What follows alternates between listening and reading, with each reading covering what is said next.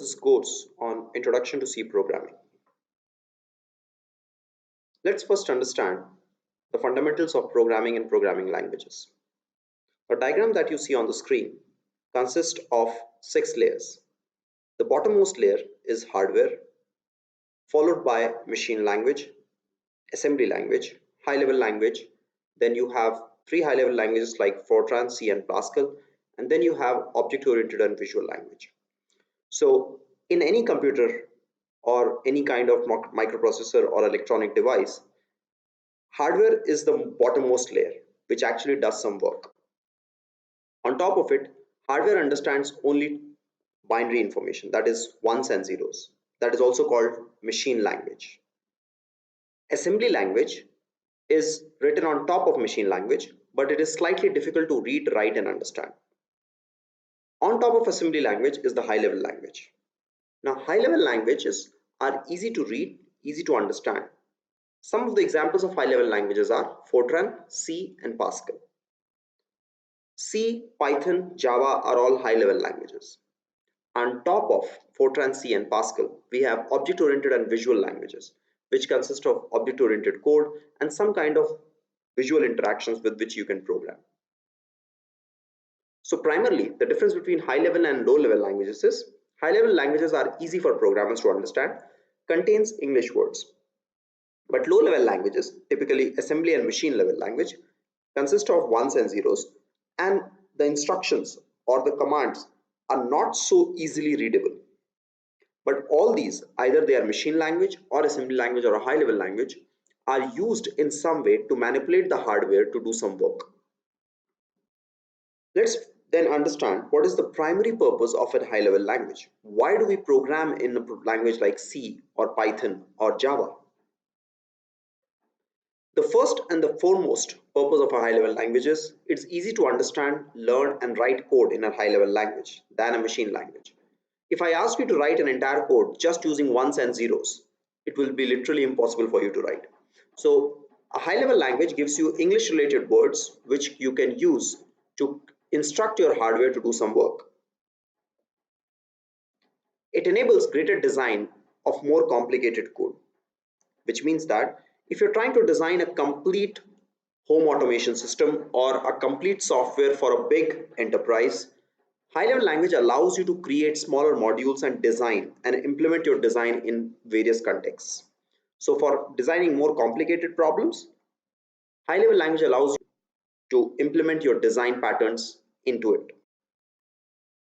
Easy maintenance of code. Because of such huge amounts of programming languages and huge amounts of software being developed, maintaining code is one of the most important aspects.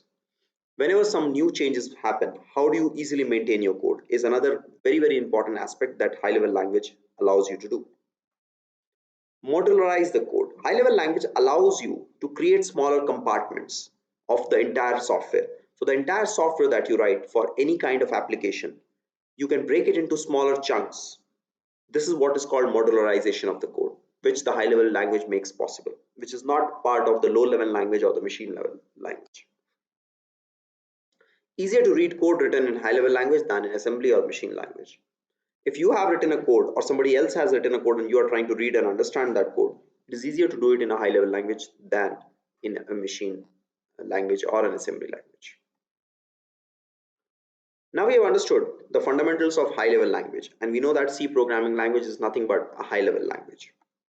So let's start with the C programming language. C is a general purpose programming language. When I say general purpose, it means that C can be used for a variety of applications. Some of the most prominent applications are Linux. The entire Linux operating system is written in C.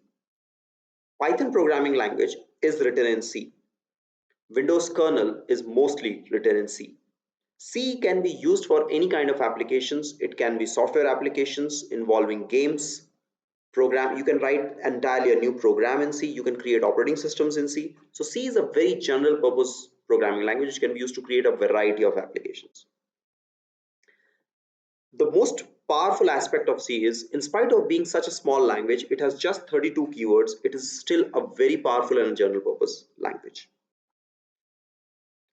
It has high-level features design as well as low-level address and byte manipulation features as well. C allows you very fine-grained control over buses and addresses and bytes. This allows C to be very popular with microcontrollers and microprocessor programming.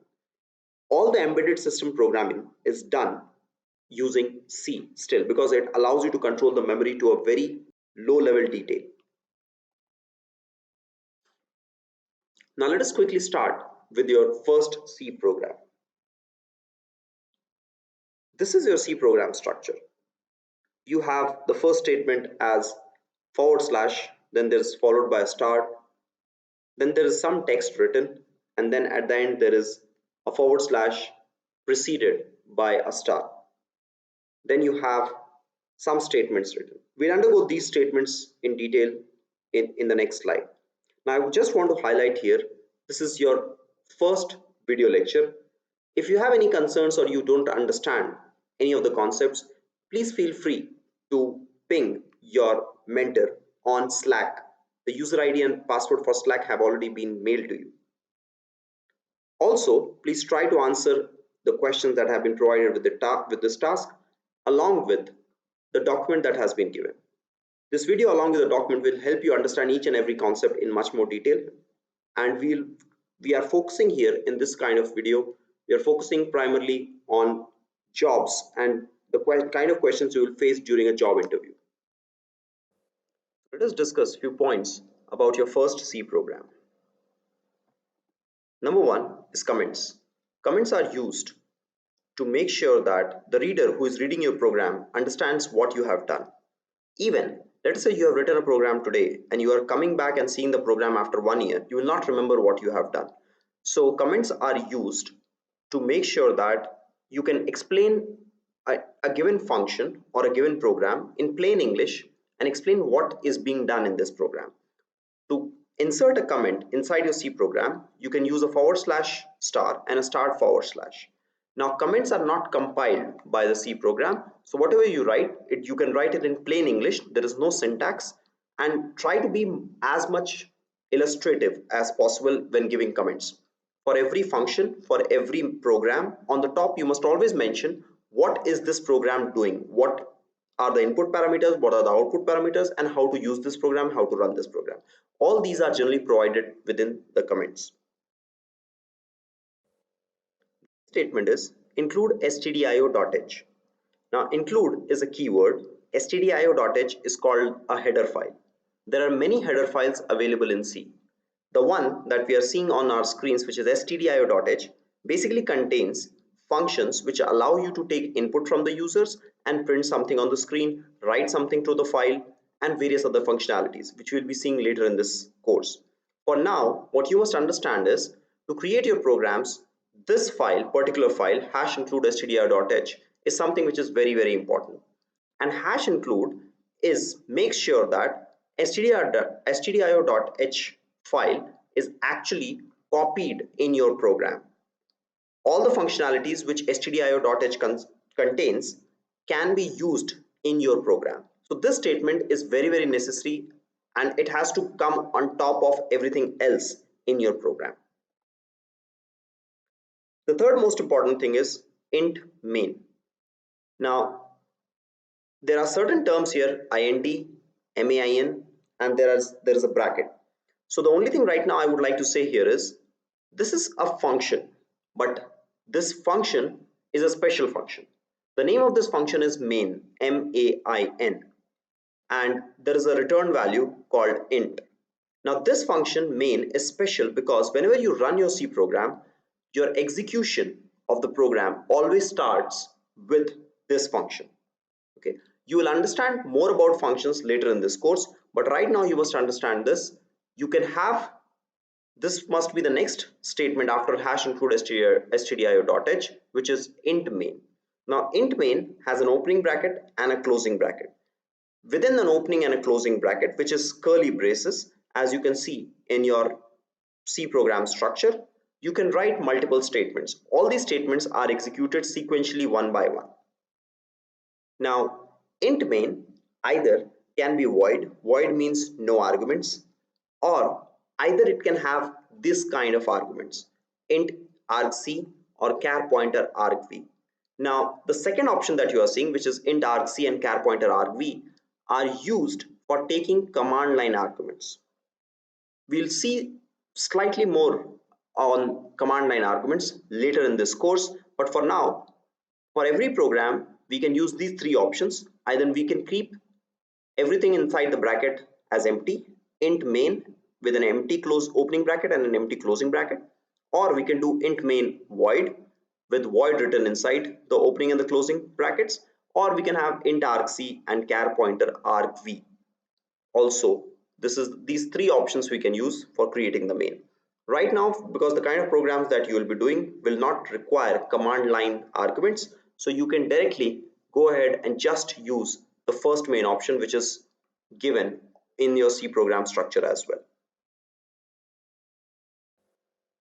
The next thing is braces. As I've already discussed, following the int main function, you have an opening brace and a closing brace. Within a brace, you write certain statements. These statements are executed sequentially one by one. The next statement is printf. Printf allows you to print something on your screens.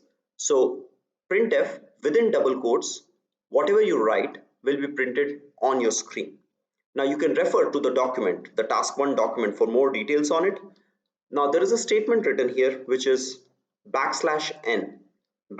\n is used in any program or generally along with the printf statement to come to the next line, which means after typing hello world, your cursor will come to the next line. So in the next time when you type printf, the new statement that you are typing will always be typed in the next line. So \n is synonymous to next line. There are certain escape sequences. \n is one of the escape sequences. \t is another escape sequence which is used for inserting tabs. Now there are certain escape sequences. You'll find more on escape sequences in the document that has been provided to you. If you still face any issue in understanding any of these concepts, you can feel free to ping your PTech mentor. Next thing is, every executable statement in C must end with a semicolon, which means printf, after calling the printf function, you must end that printf function with a semicolon. This is very, very important. Now please remember, you do not need a semicolon after hash include, you do not need a semicolon after int main, but every statement within the int main must end with a semicolon. This is very, very important. Otherwise, you will get compile errors. Now, one last thing, when you write your first program, you will have to save that program with a .c extension.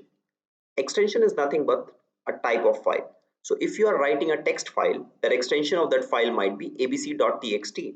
Similarly, the extension of this file will be hello world.c. You can give any name instead of hello world, but the .c extension will remain constant. You can use a dev C++ compiler or a turbo C++ compiler to write your code. Now, I would request you to solve the questions that have been given as a part of this task. You must try not to copy or cheat. Right now, since this is the first task, the questions will be very easy. But slowly, as we move towards other programs or other concepts in C, or the level of the programs will start to increase.